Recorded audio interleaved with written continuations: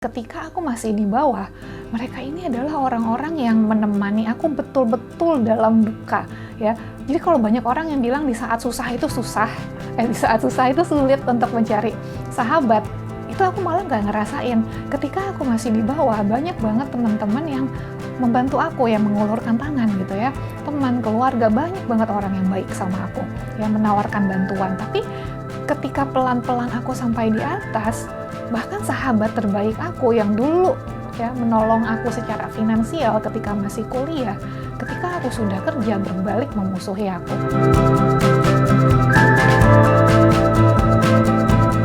Halo, selamat datang di episode ke-6 Storytelling by Rifa Sancati. Dalam episode ke-6 ini, aku akan menceritakan mengenai perjalanan hidup aku dari yang tadinya termasuk hidup pas-pasan ya secara ekonomi, sampai akhirnya bisa merasakan hidup yang mapan secara finansial. Di sini aku akan menceritakan sudut pandang pribadi aku mengenai pandangan umum bahwa kekayaan, ya harta kekayaan itu bisa menjamin kebahagiaan. Apakah benar demikian?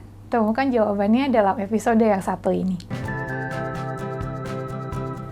Terlahir di keluarga yang sederhana membuat aku tumbuh besar dengan cita-cita yang simple banget, yaitu aku pengen jadi orang kaya. Aku pengen merasakan punya baju bagus, pengen merasakan pergi berlibur keliling dunia, melihat tempat-tempat yang belum pernah aku lihat sebelumnya. Dan itu semua kan membutuhkan uang ya. Jadi aku yang waktu itu usianya masih ABG, berpikiran sederhana aja, ya udah. Aku nggak tahu nanti udah gede mau kerja jadi apa, ya pokoknya cita-cita aku kepengen jadi orang kaya. Itu yang aku bilang pada diri aku sendiri, itu berarti sudah 20 tahun yang lalu ya, udah lama banget. Nah, kemudian seiring berjalannya waktu, ya alhamdulillah sih ya, pelan-pelan aku mulai bisa merasakan hidup yang lebih mapan secara ekonomi. Dari yang tadinya aku tinggal di kontrakan yang panas banget, banyak kecoaknya, banyak tikusnya, gentengnya suka bocor ya. Bukan kontrakan yang layak menurut aku, pelan-pelan bisa mulai tinggal di tempat, di rumah yang lebih nyaman. Sampai akhirnya bisa juga beli apartemen aku pribadi. Terus aku yang tadinya kemana-mana harus naik Transjakarta atau naik bis Kopaja atau apapun lah ya, bis dalam kota, sekarang sudah bisa punya mobil sendiri. Kemudian aku yang tadinya liburan dengan orang tua tuh paling jauh ya cuma ke Bandung aja. Ya pernah ke Bali tapi dibayarin sama om aku. Sampai akhirnya bisa pergi ke tempat-tempat yang aku tuh nggak pernah kebayang aku akan pernah sampai ke tempat-tempat yang luar biasa indah itu. Ya, akhirnya bisa tercapai. Lalu kemudian pertanyaannya, apakah betul yang orang lain bilang bahwa harta kekayaan adalah segala-galanya? Apakah betul bahwa jika kita sudah memiliki segala hal, ya, segala hal di sini yang sifatnya materi ya, yang kita inginkan, apakah itu betul akan membuat kita menjadi bahagia? Kalau kalian tanya ke aku, ya, hidup aku saat ini setelah lebih mapan secara finansial, iya, lebih bahagia dibandingkan sebelumnya. Tapi tunggu dulu, kenyataannya tetap saja ada begitu banyak orang di luar sana yang harta kekayaannya sudah menggunung sekalipun tetap nggak bahagia dengan hidupnya. Aku bahkan kenal orang-orang yang secara ekonomi sebetulnya masih nggak termasuk mapan ya, masih bahkan termasuk keluarga yang relatif tidak mampu gitu, tapi mereka terlihat bahagia, dan kalau diajak ngobrol pun mereka bilang mereka bersyukur dan bahagia dengan hidupnya. Nah, awalnya aku bingung ya, kenapa kok bisa gitu? Kenapa kok bisa kalau aku bisa bahagia ya setelah mencapai cita-cita aku untuk jadi orang kaya itu, tapi kenapa tidak selalu demikian dengan orang-orang di sekitar aku? Bahkan kalau aku perhatikan, katakanlah aku punya 10 teman orang kaya ya. Definisi kaya aku apa ya? Hidup sudah mapan secara finansial, udah tidak lagi merasakan penderitaan tanggal tua, udah punya kapasitas untuk berinvestasi ya, yang seperti itulah ya. Nah, dari 10 orang itu, yang aku tahu hidupnya bahagia itu cuma 2 orang aja ya. Bahkan orang yang paling kaya yang aku kenal secara pribadi ya, yang kenal cukup dekat, itu hidupnya tuh justru sering uring-uringan, hidupnya tuh sangat jauh dari kata kebahagiaan. Awalnya aku bingung, kenapa bisa demikian ya, kenapa tidak semua orang bisa mendapatkan kebahagiaan dari harta kekayaan yang dia miliki. Lalu setelah aku amati baik-baik, aku menemukan satu jawabannya. Ya, jawabannya adalah orang-orang yang sudah berada di atas ini, ya, tidak kuat dengan hujan badai yang menimpa mereka setelah sampai di atas. Jadi kalau teman-teman pernah dengar pepatah makin tinggi pohon makin kencang anginnya ya, itu tuh bener banget. Jadi kalau masih di bawah ya, ketika kita baru mulai merintis karir, baru merintis usaha, itu tuh anginnya masih sepoi-sepoi lah ya, nggak terlalu kenceng. Ya kita nggak bakalan lah bisa keseret hanya karena angin sepoi-sepoi itu. Ya sesakit-sakitnya paling masuk angin dikit aja. Tapi makin ke atas, dan ketika kita akhirnya sudah tiba di level yang sebetulnya diimpikan oleh banyak orang, ya dan ini juga yang tidak banyak orang tahu, itu tuh hujan badainya, anginnya itu emang benar kencang luar biasa, dan tidak semua orang siap untuk mengatasi itu. Ya akhirnya kalau dia nggak kuat apa ya, sama tadi, kalau di bawah angin sepoi-sepoi paling masuk angin doang. Tapi ketika kita udah sampai di atas, kalau kita nggak kuat sama anginnya, yang ada malah terbang kan, malah ketarik sama anginnya, akhirnya malah jadi celaka. Nah sama analoginya untuk kekayaan juga seperti itu ya. Makin banyak harta yang kita dapatkan, itu proses untuk mendapatkannya itu semakin berat ya, ujiannya semakin berat, rintangannya, luka yang kita rasakan, sakit hati, kekecewaan yang kita rasakan, bahkan bukan cuma masalah perasaan ya, masalah tingkat kesulitan pekerjaan juga sama ya. Semua pekerjaan yang bergaji besar itu nggak ada yang mudah ya, itu tuh semuanya sulit secara teknis, secara non teknis itu tuh nggak gampang untuk menjalani, dan tidak semua orang itu siap ya. Itu satu hal. Kemudian alasan yang keduanya juga nih ya, selain masalah faktor yang datangnya dari diri sendiri itu tadi, ada juga faktor-faktor eksternal. Ini juga terjadi sama hidup aku sendiri.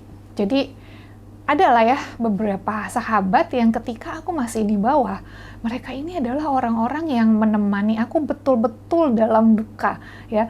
Jadi kalau banyak orang yang bilang di saat susah itu di saat susah itu sulit untuk mencari sahabat, itu aku malah nggak ngerasain. Ketika aku masih di bawah, banyak banget teman-teman yang membantu aku ya, mengulurkan tangan gitu ya, teman, keluarga, banyak banget orang yang baik sama aku ya, menawarkan bantuan. Tapi ketika pelan-pelan aku sampai di atas, bahkan sahabat terbaik aku yang dulu ya menolong aku secara finansial ketika masih kuliah, ketika aku sudah kerja berbalik memusuhi aku. Tiba-tiba rahasia pribadi aku disebar kemana-mana, tiba-tiba dia kayak mengumpulkan massa untuk sama-sama memusuhi aku gitu. Awalnya aku bingung ya, kenapa sahabat yang seperti saudara, yang sudah seperti saudara itu bersikap seperti itu. Baru sekitar beberapa tahun kemudian aku tahu jawabannya, penyebabnya tuh bukan karena aku melakukan suatu kesalahan yang fatal atau apa, tapi hanya karena dia ngerasa iri dengan prestasi yang aku dapatkan. Hanya karena rasa irinya dia, itu impact ke aku ya, secara mental itu tuh sangat-sangat menyakitkan. Ya gimana sih yang namanya rahasia pribadi dijadikan konsumsi publik, lalu kehilangan teman-teman yang biasanya tiap hari itu jadi bagian dari keseharian aku gitu, itu bukan sesuatu yang mudah ya untuk diatasi oleh semua orang. Belum lagi gosip-gosipnya, fitnah-fitnahnya, itu sesuatu yang nggak pernah aku alami ketika aku masih di bawah ya. Terus itu satu hal dari sahabat aku, dari orang yang dekat dengan aku. Itu belum termasuk orang-orang yang bahkan hanya kenal aku, cuma kenal namanya aja ya. Mereka tuh bisa, gosip itu bisa sangat liar ya. Kalau dari hubungan pekerjaan udah nggak ada lagi yang mereka bisa sorot, mereka akan menyorot ke kehidupan pribadi aku. Yang paling parah, pernah aku dapat kenaikan jabatan, dan out of the blue ya, nggak tahu dari mana sumbernya, tiba-tiba dia ngegosipin kalau aku ini cem-cemannya atasan aku. Padahal it's not like I dated my boss ya, aku nggak pernah pergi kemana-mana, berdua doang sama atasan aku itu. Makan siang, makan malam itu nggak pernah gitu ya. Aku nggak ngerti kenapa dia bisa berpikiran seperti itu. Tapi lagi-lagi, gosip yang menyakitkan seperti itu hanya pernah terjadi sama aku setelah aku sampai di pertengahan menuju ke atas. Ya dari situ aku sadar, oh ini sebabnya kenapa tidak semua orang ya, bisa berbahagia, ya. Karena aku sendiri ya, dulu waktu masih suka bingung gitu ya, gimana nih uang udah tinggal dikit, besok mau makan apa.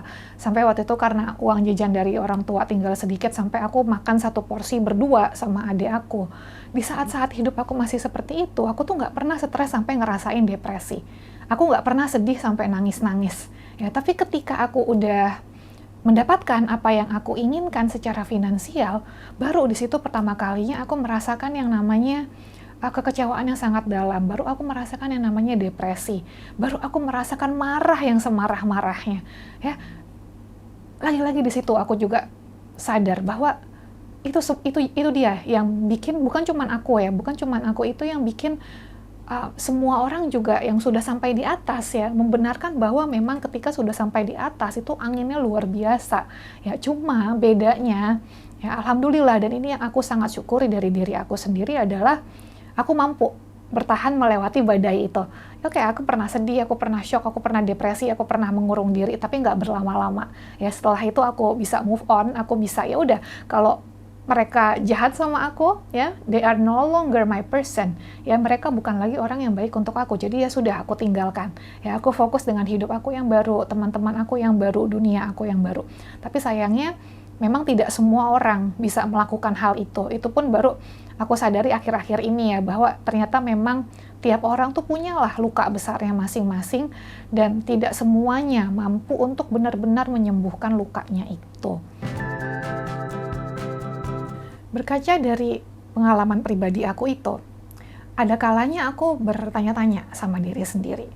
Kalau baru jadi manajer, jadi VP, jadi SVP, aku sudah sebegini stresnya, sudah sebegini tertekannya, apalagi kalau nanti aku udah jadi founder and CEO dari a successful startup, ya, apalagi kalau aku udah menjadi top entrepreneur misalnya, apa rasanya gitu kan. Dan kalau aku nggak kuat ya mengatasi rintangan, mengatasi angin di level aku sekarang, apa yang bikin aku berpikir aku akan kuat mengatasi angin di level yang lebih tinggi lagi ya. Jadi sekarang sekarang aku baru mulai merintis karir sebagai pengusaha ya, sambil aku membesarkan usaha aku juga, itu aku sambil membesarkan mental aku juga, menguatkan hati aku juga, belajar menguatkan bahwa justru memang kita nggak bisa ya mengendalikan semua orang gitu ya. Mau kita sebaik apapun sama orang, akan selalu ada orang-orang yang tidak suka melihat keberhasilan kita, tidak suka melihat kebahagiaan kita. Akan selalu ada orang-orang yang berusaha untuk merusak itu. Ya, dan lagi-lagi kalau target aku ingin jadi pengusaha sukses, itu tuh akan jauh lebih sulit daripada menjadi karyawan sukses. Sehingga aku harus siap mental. Aku nggak bisa berharap, ya, aku nggak bisa berekspektasi prosesnya akan sama ya, akan sama mudahnya. Aku nggak bilang jadi karyawan sukses itu mudah ya, tapi aku nggak bisa berharap tingkat kesulitannya itu akan sama ya. Pastilah kalau pengen berdiri di atas kaki sendiri sebagai pengusaha dan ingin bisa jadi pengusaha yang sukses, yang bisa memberikan banyak manfaat, memberikan banyak lapangan pekerjaan, itu pasti prosesnya nggak gampang ya. Jauh-jauh lebih susah daripada apa yang pernah aku alami sebelumnya. Ya, jadi yang ingin aku sampaikan di sini apa? Yang ingin aku sampaikan di sini, punya cita-cita besar itu boleh. Ya, itu malah menurut aku salah satu penyemangat ya untuk bangun di pagi hari, untuk punya tujuan hidup ya, untuk terus menjalani hidup dengan semangat ya. Tapi yang nggak boleh adalah ambisi yang berlebihan. Yang nggak boleh adalah sampai melakukan berbagai cara hanya untuk mendapatkan kesuksesan. Karena kalau kita sampai menghalalkan cara-cara yang tidak pantas, ya, itu tuh yang ada malah akan jadi beban moral. Yang ada itu akan menjadi bumerang yang merusak kebahagiaan kita di masa yang akan datang.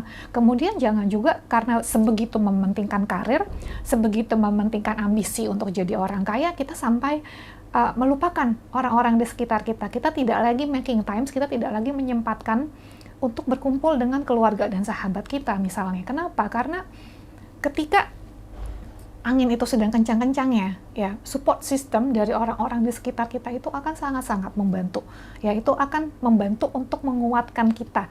Ya, itu akan memberikan kita alasan untuk bertahan. Ya, jadi jangan karena sekali lagi jangan karena ingin bisa sukses, kita lupa bahwa hidup itu tidak cukup hanya sukses, tapi harus juga sukses dan bahagia dalam menjalaninya. Ya, jadi semoga apa yang aku sampaikan ini bisa membantu teman-teman untuk mereview kembali pilihan-pilihan hidupnya, ya, prioritas-prioritas hidupnya, supaya itu tadi, supaya bukan cuma sukses mendapatkan apa yang dicita-citakan, tapi juga bahagia dalam menjalaninya. Dan sekali lagi, jangan berekspektasi segala sesuatunya itu akan mudah, jangan berekspektasi ketinggian dengan berharap segalanya akan mulus dan baik-baik saja.